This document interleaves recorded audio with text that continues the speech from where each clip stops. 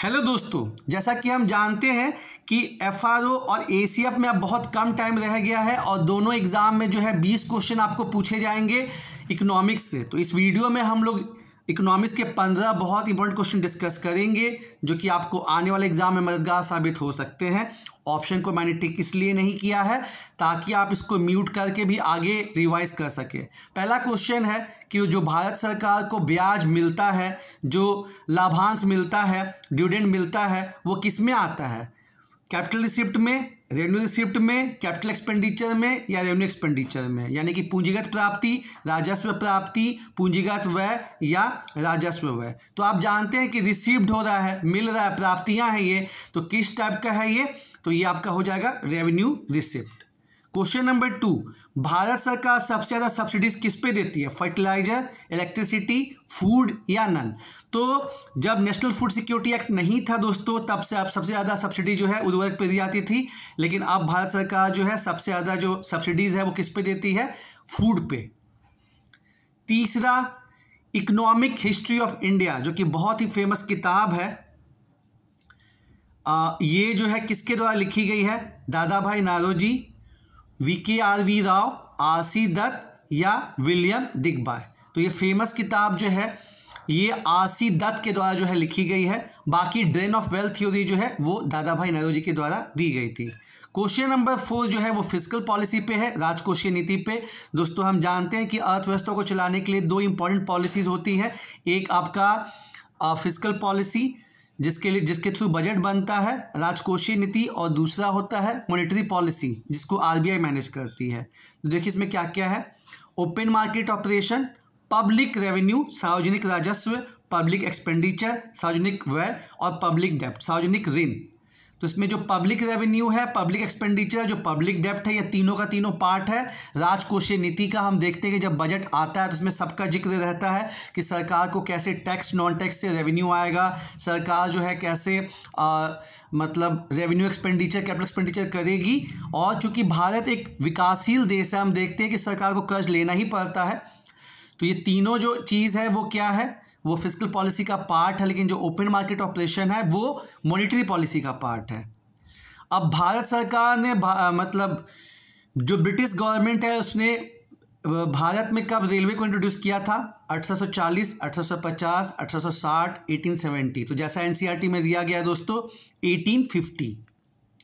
अब देखिए जो जनांकी लाभांश होता है उसमें अलग अलग स्टेज होते हैं। पहले स्टेज में बहुत ज़्यादा मृत्यु होता है, फिर बहुत ज़्यादा बर्थ रेट रहता है। सेकेंड में क्या होता है कि मृत्यु दर तो थोड़ा कम होता है लेकिन बर्थ रेट बहुत हाई रहता है, ठीक है। फिर थर्ड में दोनों कम हो जाता है, और जो विकासशील देश है, मतलब जो विकसित देश है, वहाँ पे दोनों ही चीज़ कम हो जाता है। इंडिया भी कौन से फेज में है? थर्ड स्टेज में। तो इसमें क्या क्वेश्चन पूछा है कि भारत में जो डेमोग्राफिक ट्रांजिशन है ये कब स्टार्ट हुआ? 1911, 1921, 1935, 1947। तो सही जवाब क्या हो जाएगा दोस्तों? 1921।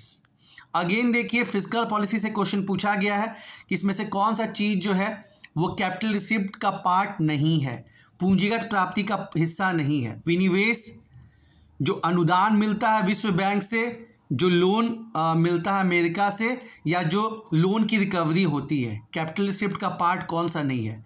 तो विनिवेश है।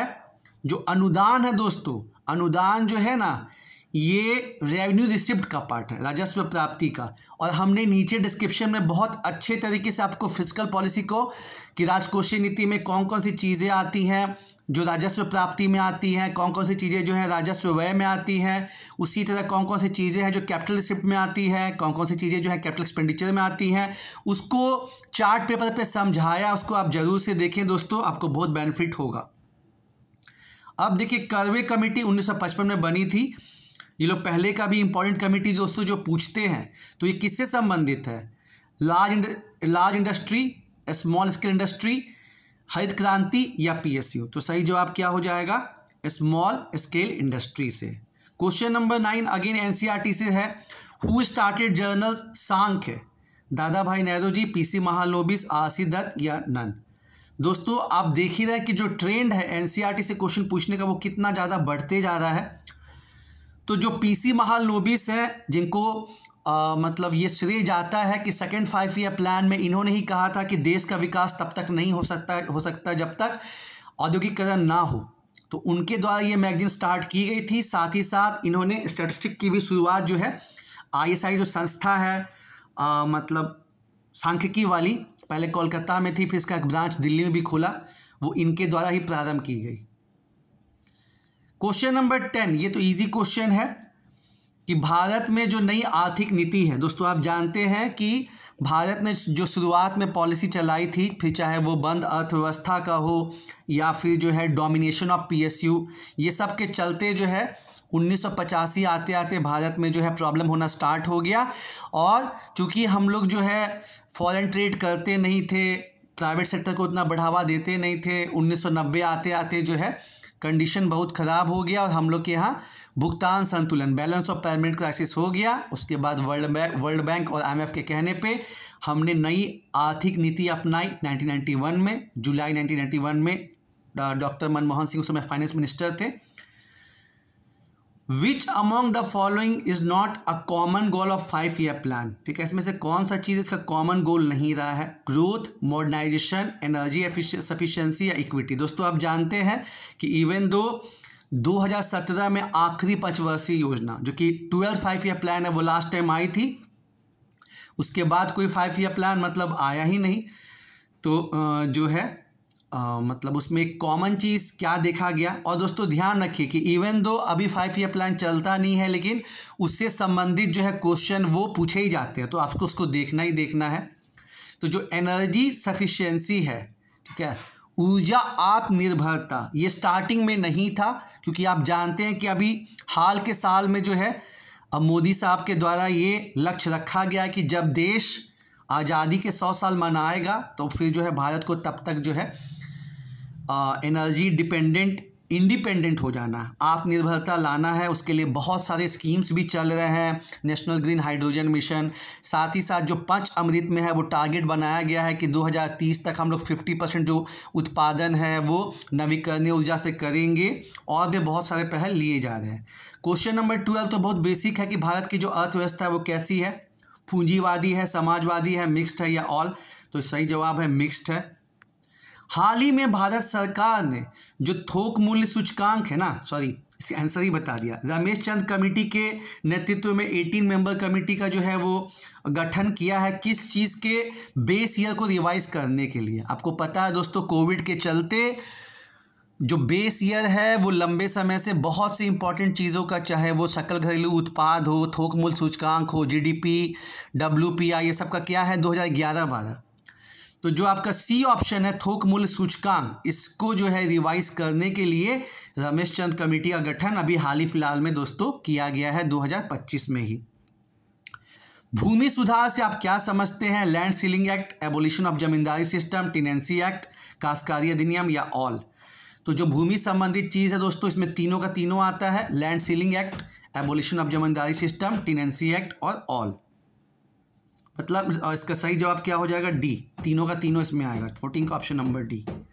मैंने जानबूझ के जो है ऑप्शन टिक नहीं किया है ताकि आप लोग जो है इसको रिवाइज भी कर सकें, और पर्यावरण से जो चीज़ें हैं होती हैं वो काफ़ी इंपॉर्टेंट होती हैं। यहाँ पे कुछ इंपॉर्टेंट अधिनियम दिए गए हैं, आपको मैच करना है, जैसे बायोडाइवर्सिटी एक्ट, जैव विविधता अधिनियम, नेशनल इन्वायरमेंटल पॉलिसी, राष्ट्रीय पर्यावरण नीति, NGT, नेशनल ग्रीन ट्राइब्यूनल, राष्ट्रीय हरित प्राधिकरण और प्रोजेक्ट चीता। तो देखिए जो बायोडाइवर्सिटी एक्ट है ये 2002 में आया था, ए का थर्ड हो जाएगा। जो राष्ट्रीय पर्यावरण नीति है ये 2006 में आई थी। जो NGT है इसका गठन 2010 में हुआ था। और प्रोजेक्ट चीता अब बताइए दोस्तों कब ये हुआ, 2022 या 2023, ये आपको देखना है। तो उम्मीद है ये 15 क्वेश्चन जो है आपको बहुत पसंद आए होंगे, और ऐसे ही इंपॉर्टेंट क्वेश्चन हम लोग और लाते रहेंगे। प्लस प्लेलिस्ट में आप देखिएगा कि जो JPSC के लिए आपको क्वेश्चन दिए गए हैं, 50 क्वेश्चन का सेट, 20 क्वेश्चन का सेट, वो सब आपको यहाँ भी बहुत मददगार साबित होगा। बस CNT SPT जो है इसमें नहीं पूछा जाएगा, और बाकी सब चीज़ तो है, हिस्ट्री है, पॉलिटी है, ज्योग्राफी है, साइंस है, झारखंड है, तो वो सब आपको प्लेलिस्ट में दोस्तों मिल जाएगा। वहाँ से आपको बहुत बेनिफिट होगा, फिर चाहे वो 7 JPSC का क्वेश्चन हो या फिर 11 to 13 JPSC के PT का क्वेश्चन हो, सब आपको बहुत मददगार साबित होंगे दोस्तों।